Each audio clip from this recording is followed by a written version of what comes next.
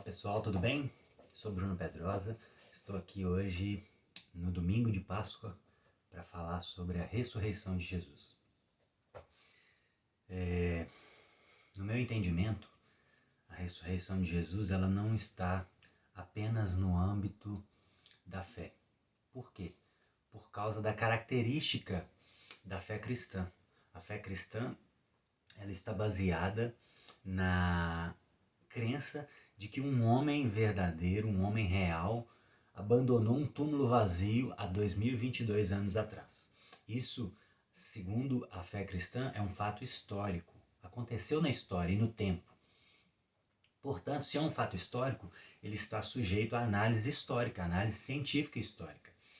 Então a fé cristã, ela não está, pelo fato de Jesus ter encarnado, diferente de qualquer outra religião, ela não está apenas no âmbito da fé, no âmbito daquilo de que não vemos, mas ela está sujeita também à análise crítica racional da ciência histórica.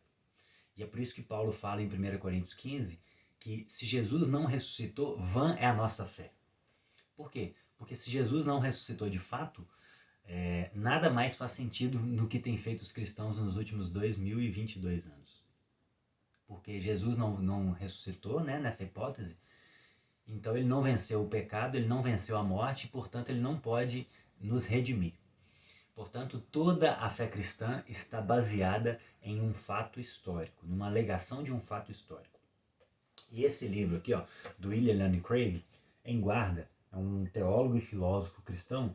Ele fala sobre, ele defendeu na tese de doutorado dele, ele estudou, né, a ressurreição de Jesus, os fatos históricos, as evidências históricas sobre a ressurreição de Jesus.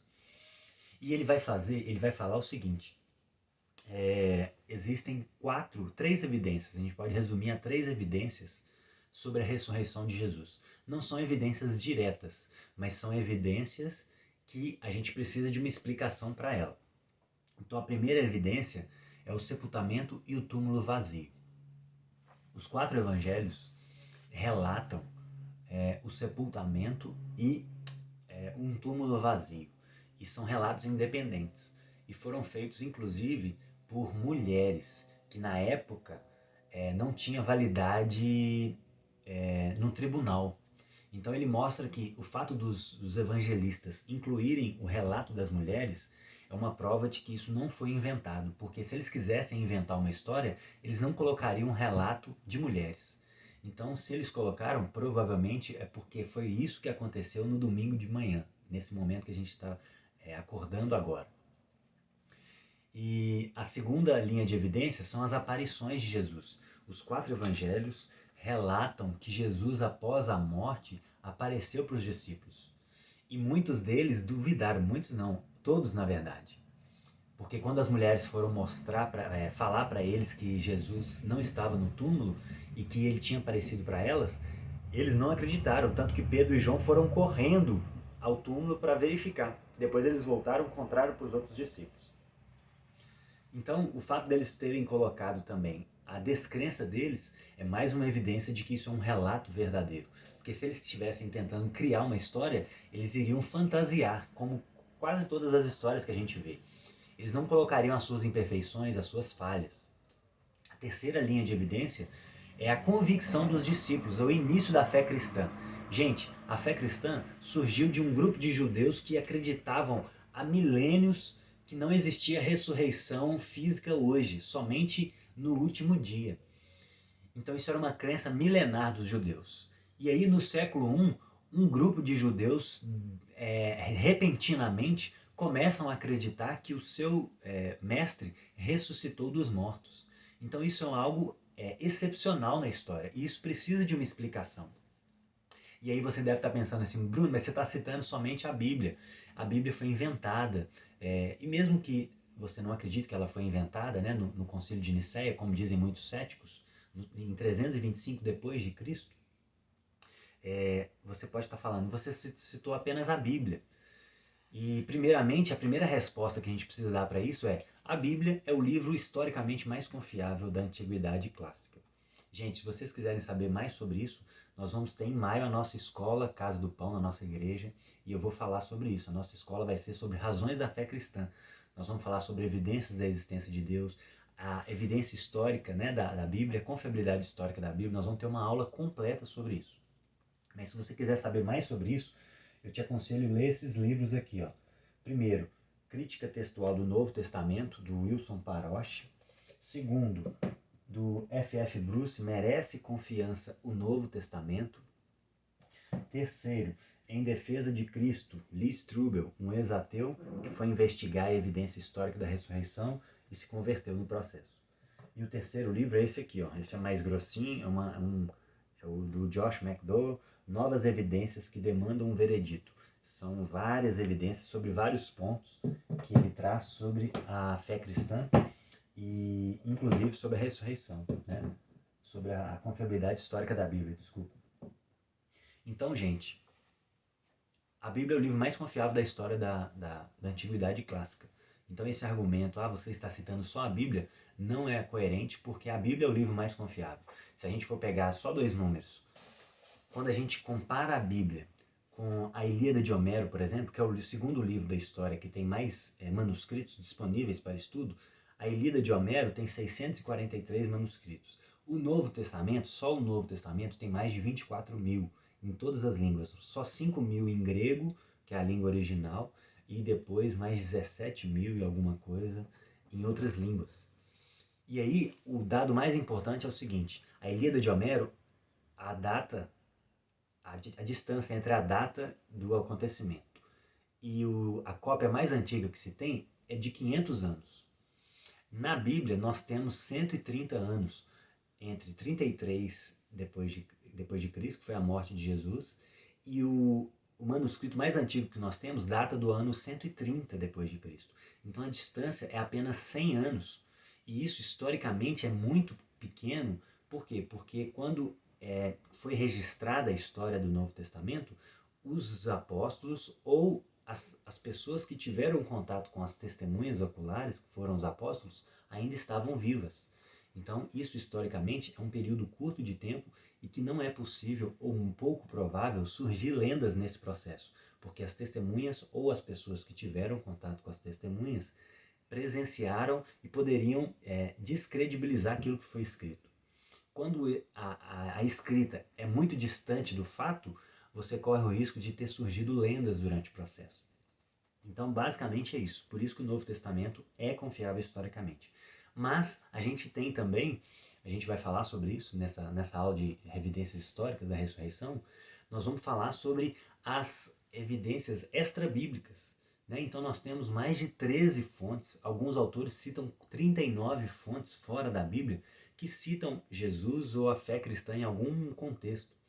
E, por exemplo, sobre a morte de Jesus, Tácito, Joséfo, que foi um judeu do século I, Tácito foi um soldado romano, um autor romano, eles citam a morte de Jesus. As aparições, Flegon foi também um escritor do século II, se eu não me engano, se me falha a memória, citou as aparições de Jesus após a morte. Então existem vários outros autores daquela época que citam ou a morte, ou as aparições, ou o início da crença cristã. Então, resumindo, nós temos o sepultamento e o túmulo vazio, né, como evidência histórica confiável, que é múltipla. Temos as aparições de Jesus após a morte, e nós temos a convicção dos discípulos, que mudou radicalmente. Esses 3 fatos precisam de uma explicação. E aí, o William Lane Craig ele cita algumas teorias aqui para explicar esses fatos históricos. Né? Então a gente precisa de uma explicação para entender esses fatos. E a primeira explicação que surge desde o início do cristianismo, isso está na Bíblia inclusive, é a hipótese da conspiração. Acreditava-se que tudo isso era uma conspiração. Né? Os discípulos inventaram a história da ressurreição. E aí o William Craig ele vai trazendo nesse livro que a explicação ela tem que ter um maior âmbito explicativo, ela tem que explicar o maior número de fatos possível, ela tem que ter o maior poder explicativo, ou seja, tornar as evidências mais prováveis, ela tem que ser mais plausibilidade, ou seja, encaixar melhor nas hipóteses de fundo verdadeira, elas têm que ser menos artificiais, ou seja, elas não vão precisar de mais hipóteses adicionais, e ela tem que ser refutada por menos hipóteses, ou seja, não vai entrar em conflito com tantas outras hipóteses. Então, as explicações têm que passar por todos esses critérios para ser uma boa explicação. E qual que é o principal problema da hipótese da conspiração? É que os discípulos eles eram testemunhas oculares. E o que eles ganharam? O que eles ganhariam inventando a ressurreição? E o que de fato eles ganharam, né? Mas não por inventar, mas por acreditar na ressurreição. Eles ganharam morte. Morte violenta.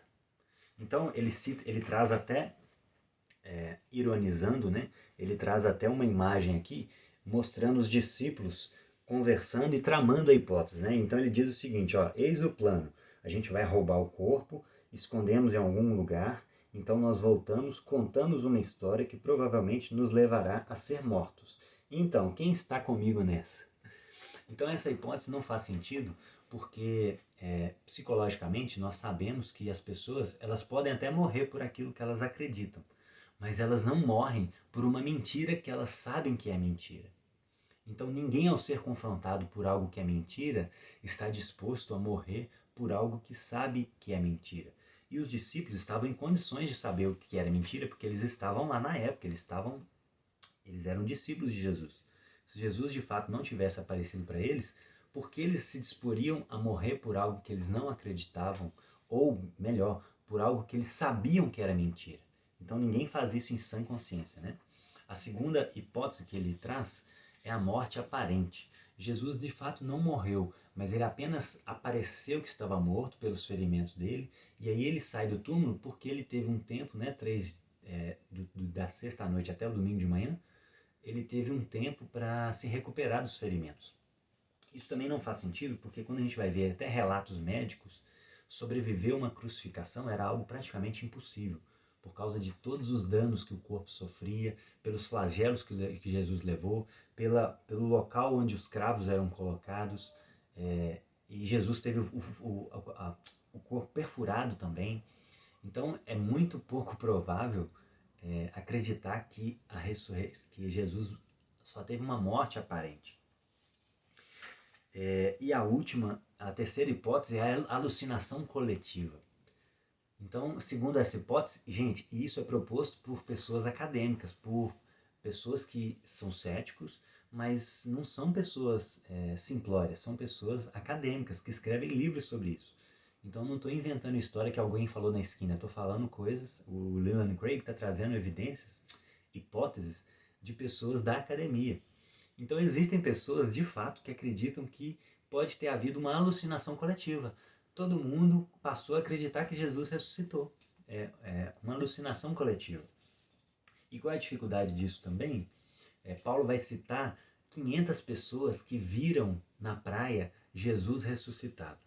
Então, assim, acreditar que uma ou duas pessoas tiveram uma alucinação é até plausível, mas acreditar que 500 pessoas tiveram uma alucinação, mais de 500 pessoas tiveram uma alucinação coletiva, é difícil de acreditar nisso, né?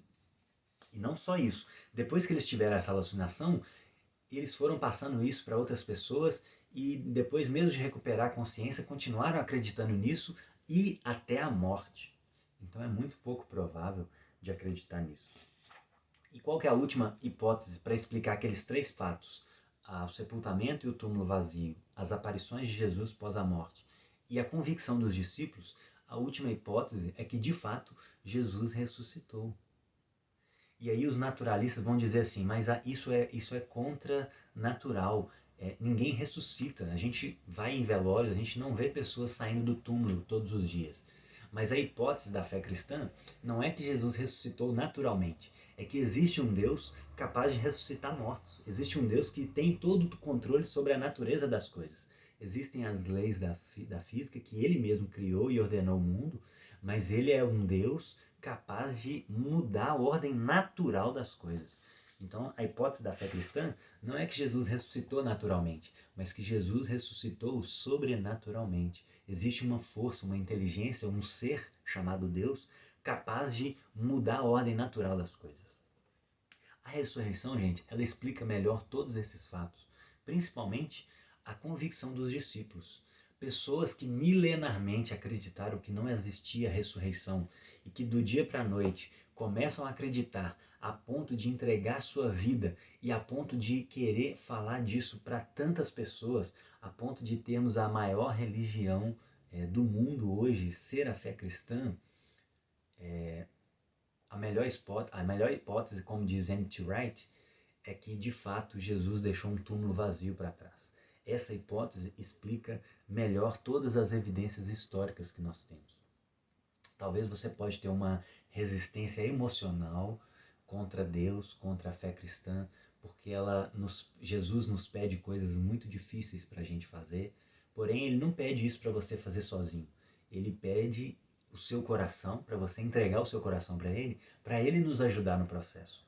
Então hoje é o domingo de Páscoa e Jesus ressuscitado muda toda a história da humanidade. Isso muda a forma como a gente encara a nossa segunda-feira e encara o túmulo. Porque se Jesus ressuscitou, existe vida, existe esperança para além do túmulo. Então você pode confiar que você não vai viver uma vida sem sentido. Tudo que fazemos aqui, se estiver incompatível com a vontade de Deus, elas terão repercussão eterna. Então a morte não acaba no túmulo. Então é isso que eu queria trazer para vocês hoje. Se você não conhece Jesus ou se você conhece, se entregue e se aprofunde no conhecimento de Cristo e no seu relacionamento com Ele, porque isso vai trazer uma nova significação para os seus dias, tá bom? Que Deus te abençoe e que a ressurreição seja uma realidade e que essas dúvidas intelectuais não sejam um empecilho para você se entregar a Cristo. Jesus, ele quer o seu coração, mas ele também quer o seu intelecto. Ele diz para a gente amar a Deus de todo o entendimento também, não só de todo o coração, mas de todo o entendimento. E se você pesquisar, você vai ver boas razões para se crer em Deus e para abraçar esse Cristo ressuscitado, tá bom? Deus te abençoe e uma feliz Páscoa para vocês.